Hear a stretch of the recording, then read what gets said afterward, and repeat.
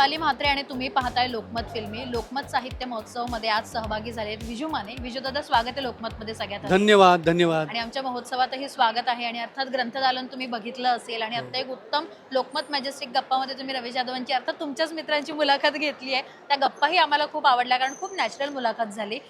कसं वाटतंय? खरं तर हे साहित्य आणि हा आमचा इनिशिएटिव्ह आहे की आता सगळ्यांपर्यंत पोहोचावं आणि लोकांनी यावे, पुस्तकं वाचावीत आणि हे ज्ञान पुढच्या पिढीपर्यंत पोहोचावं. काय वाटतंय?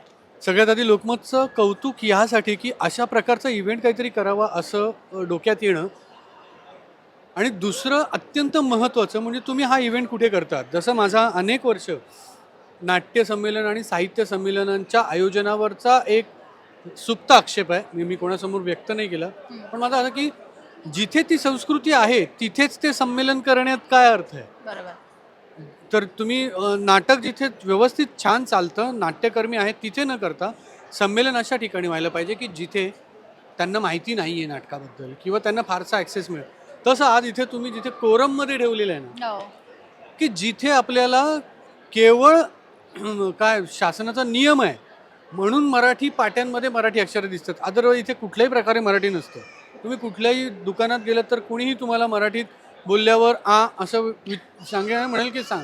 तिथे तुम्ही मराठी पुस्तकांचं प्रदर्शन, तेही इतकं मोठं, त्यात मराठी कार्यक्रम असं करून हा जो क्राऊड आहे या क्राऊडलाही सवय लावता आणि दाखवून देतं की नाही, मराठी हे अत्यंत अत्युच्च दर्जाचं साहित्य आहे, त्यातले माणसं आहेत, हे तुमचं फार मोठं कौतुक आहे. खरं तर मुलाखत इतकी सुंदर झाली विजू दादा की लोक उभं राहून शेवटपर्यंत ती मुलाखत संपेपर्यंत ऐकत होते. इतकी छान मुलाखत झाली. आता ठाणेकर आहात तुम्ही आणि रवी दादा देखील. ठाण्याशी एक वेगळं कनेक्शन आहे, मराठी संस्कृती ठाण्याशी जोडली गेलेली आहे.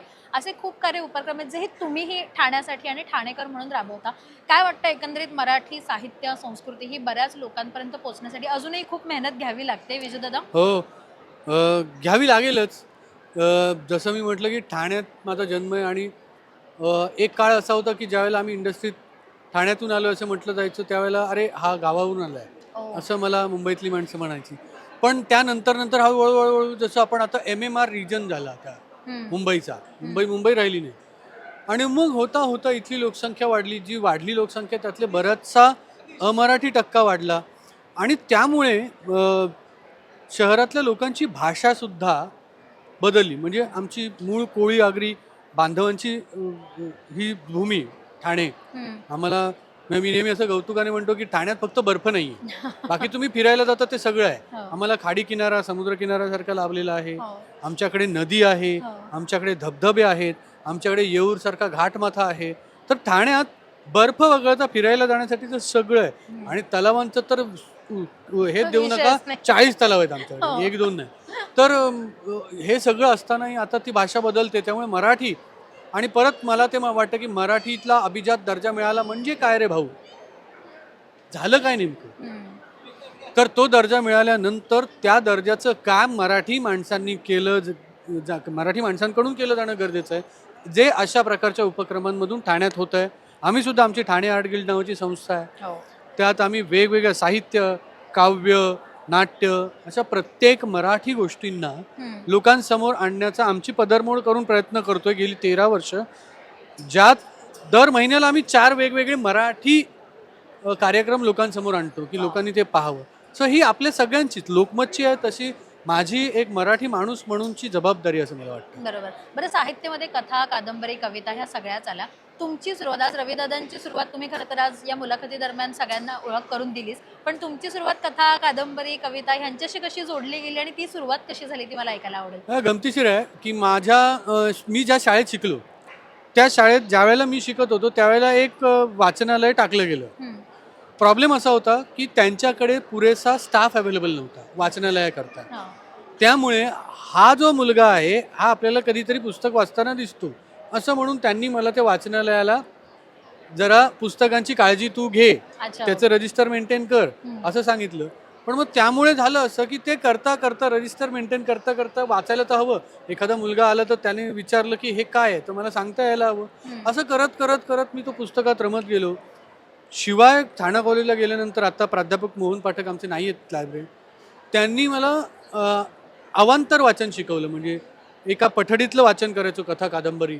मग त्यांनी त्यापेक्षा वेगळं जागतिक काहीतरी वाच असं नाही. आणि मग नंतर जे मित्र भेटले अगदी कुशल बद्रिके तुम्हाला विनोदी वाटत असलं तरी त्याचं वाचन प्रचंड आहे, अगाध आहे. मकरंद अनासपुरे, मकरंद अनासपुरेची गाडी जर तुम्ही पाहिली तर त्याच्या गाडीत कायम पुस्तकं भरलेली असतात.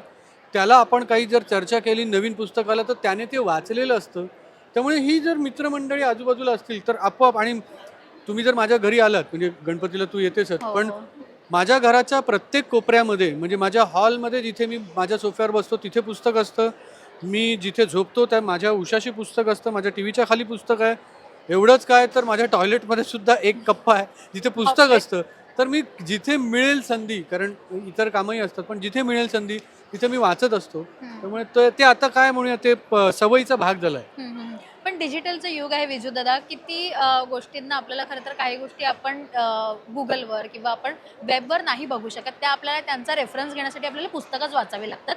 तुमच्या आयुष्यात असा कधी किस्सा घडलाय की एखादी गोष्ट आपल्याला करायची आहे, ते कुठेच काही माहिती आपल्याला अवेलेबल नाही, पण त्यासाठी पुस्तक आवर्जून वाचावं लागलं?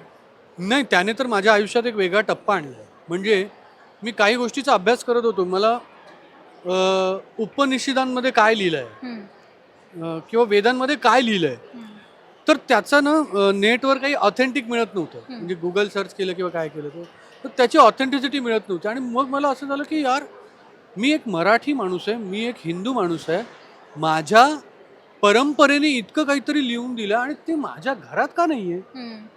आणि मग मी 4 वेद, 6 शास्त्र, 18 पुराणं हे सगळी विकत घेतली. ती जमेल तशी वाचली. आणि मला एक वेगळाच छंद लागला. तुम्ही जर माझ्या घरी आलात तर माझ्या घरी आता जुन्या काळातली म्हणजे 100-125 वर्षापूर्वीची पुस्तकं जी आहेत ती जमवण्याचा मला छंद लागलेला आहे. आणि माझ्याकडे आता किमान 100हून अधिक अशी 100-125 वर्षापूर्वींची पुस्तकं आहेत जी जपावी लागतात. ती पुस्तकं सगळी माझ्याकडे म्हणजे अगदी माइन काम्फ पासून हिटलरचं जे आत्मचरित्र तिथून ते वेदांपर्यंत अशी सगळी जुनी 100-125 वर्षांपूर्वीची पुस्तकं आता माझ्या संग्रहात आहेत. बापरे. नक्कीच हे वाचन असल्याशिवाय इतक्या छान कलाकृती घडत नाहीत. आणि आमच्याकडे आता हे कविवर्य नारायण सुर्वे हे ग्रंथदालन आहे. आज कुठली पुस्तकं खरं तर तुम्ही चाचपडली आहेत आणि कुठल्या प्रकारची पुस्तकं आज तुम्हाला घेऊन जायला आवडतील याच्यातून? नाही, मी आत्ता बोरकरांची समग्र बोरकर घेऊन जाणार आहे. मला खूप पुस्तकं आहेत अशी. खरं तर मला अशा पुस्तक प्रदर्शनात आल्यानंतर माझं म्हणजे 2 पिशव्या भरून तरी घरी जातातच, त्याला काय पर्याय नसतो. आणि त्यामुळे तशा भरपूर पुस्तकं घेऊन जाणार आहेत.